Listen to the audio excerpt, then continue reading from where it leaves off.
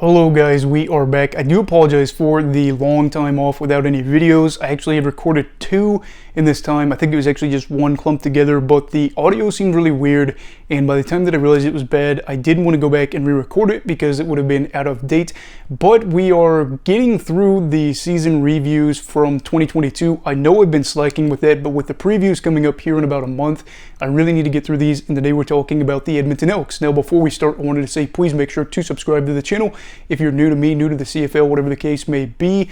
And now let's get started. So for Edmonton, I'm going to do it a little bit differently than I did the other two previews because I did those a while ago. I'm just going to kind of talk about some of what their expectations were, some of the things surrounding the team, and where they finished, and kind of where I think they are headed a little bit. This year, of course, was another frustrating year for the Elks, as they just haven't been good in a minute. They ended up, again, not winning a single game at home, so that was very frustrating there. But they were a better team, in my opinion, this year than last year. Yes, the record doesn't really reflect that, and yes, there were some really bad games where they got blown out by the Lions twice, they got blown out by the Stampeders, they did get blown out by Winnipeg as well, but I really did see some development here, and they faced some adversity. And at times, I think we're able to work through that. Of course, James Wilder Jr. had an injury that kind of messed up what was the plan, I imagine, for running back at the running back position. Taylor Cornelius and Trey Ford didn't really have a QB battle per se, but we were curious to see how that was going to go into this season. And for me, I really expected Trey Ford to kind of come with this and maybe make the most of it. But again, you see Chris Jones and what he did here.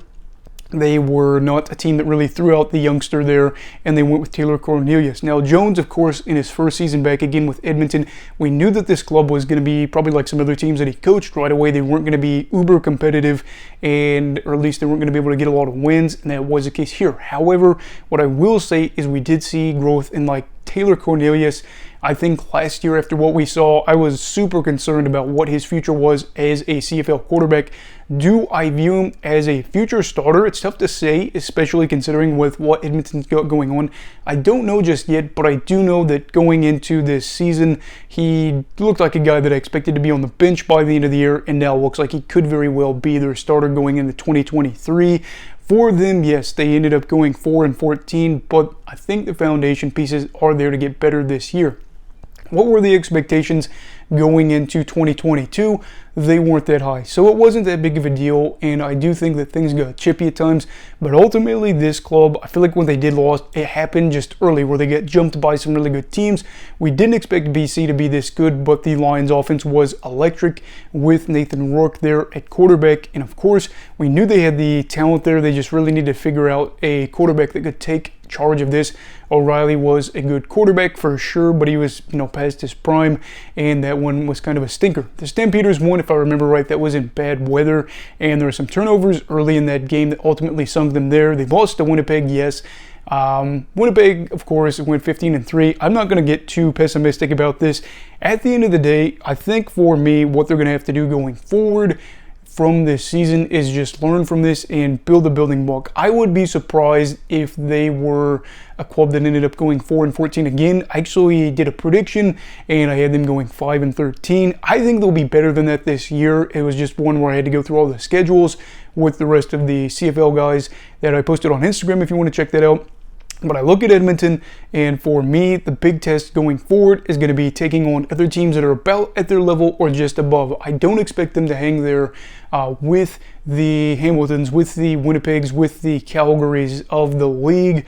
I expect them to kind of just try to focus on getting better and to hang around with that other competition that might be fringe playoffs, stuff like that. I also expect them to get a home win. 2022 clearly was not their year, but again, if you're an Edmonton fan, I really feel like I'd be surprised if you said, I believe more in what we had in this 2021 team than what we did in 2022.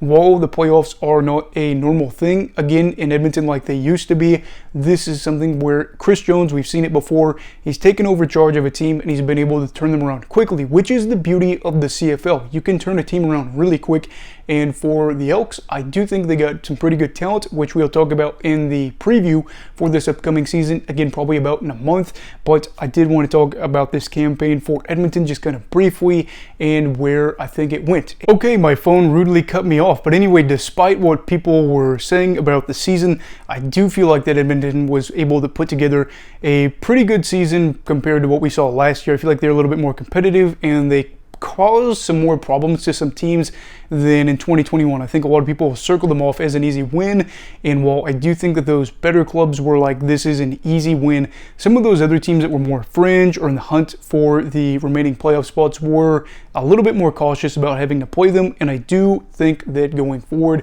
they should be a team that's on the rise. I do again want to say I think they should win a home game this year, and I do think they should be better than 4-14.